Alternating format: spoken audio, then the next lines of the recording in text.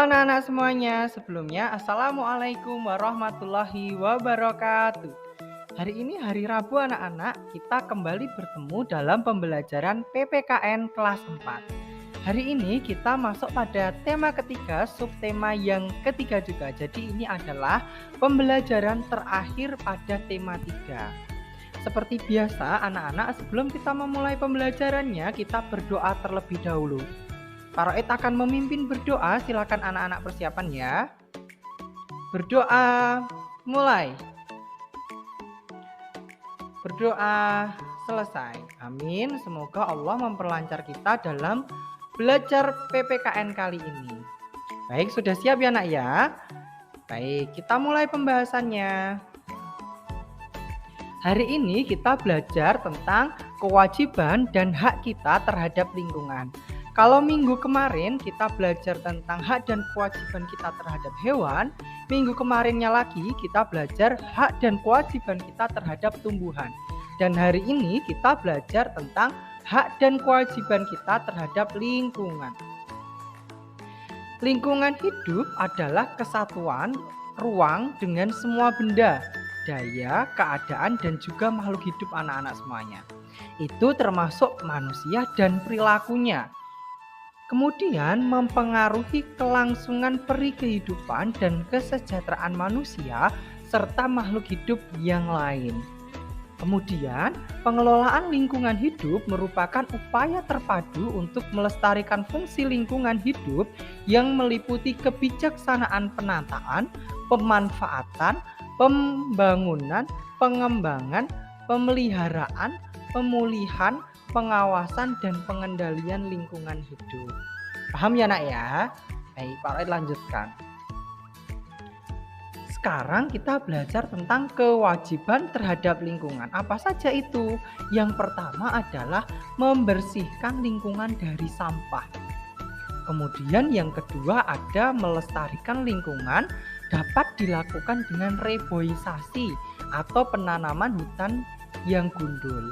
Kemudian yang ketiga ada memelihara lingkungan dengan cara membangun gedung yang ramah lingkungan. Kemudian kewajiban terhadap lingkungan yang terakhir ada mengurangi penyebab polusi dapat dilakukan dengan cara menggunakan energi alternatif. Paham ya? Selanjutnya kita belajar tentang hak kita terhadap lingkungan. Yang pertama, menikmati lingkungan yang segar atau udara yang segar. Kemudian yang kedua ada memperoleh air bersih dan sehat dari alam. Kemudian yang ketiga ada memperoleh apa yang dibutuhkan. Kemudian yang terakhir atau yang keempat ada bebas dari pencemaran lingkungan. Baik, Pak Roy lanjutkan. Nah, sekarang kita belajar tentang tanggung jawab kita terhadap lingkungan. Tanggung jawab kita terhadap lingkungan sangat besar anak-anak semuanya.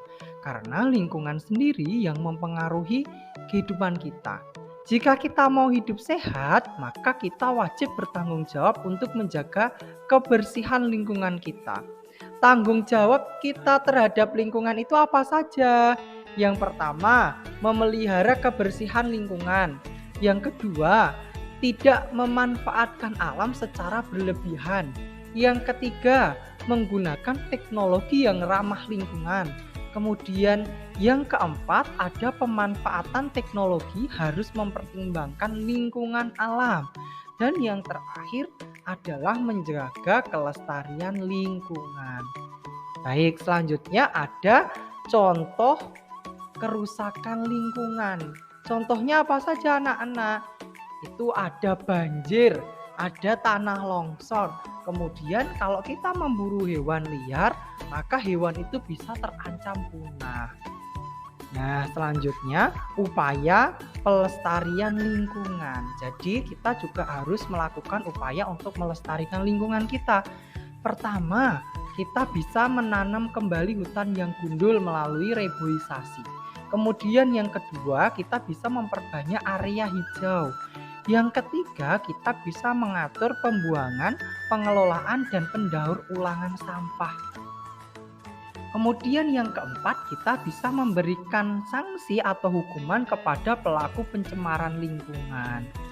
Nah, paham ya anak-anak semuanya? Hari ini kita belajar bagaimana hak kita, tanggung jawab kita, kewajiban kita, dan upaya kita tentang pelestarian lingkungan. Sekian anak-anak semuanya pembelajaran PPKN kita, tema 3, subtema 3.